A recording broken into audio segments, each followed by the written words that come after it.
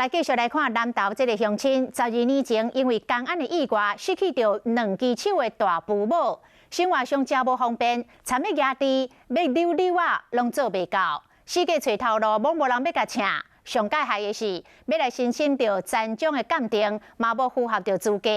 因为当时鉴定的医师讲，伊的大父母的关节加出着1公分，讲断了无够彻底，所以参这个轻度残障的要件。 拢无符合，是让这个乡亲真无奈。双手天开，这个43岁廖先生，双支手的大躯母拢被锯掉，想要压一个猪压家都拢无法度。这无得搞。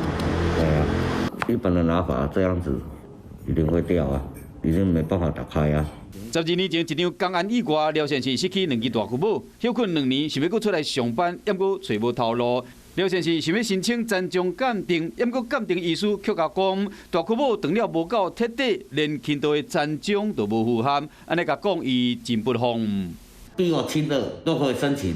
啊，人家一问，大部分的人家都说，我为什么不能申请？我怎么知道？拢爱还吃，啊，阮就爱食比较长岁。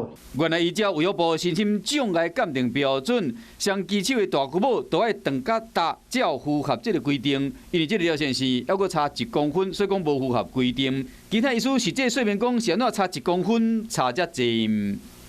这叫掌指关节了，一定要包含一个大拇指，所以有可能是这样子，然后从掌指关节缺失，或是这样子从掌指关节缺失，2只手指头都结在食指的话嘛就不算。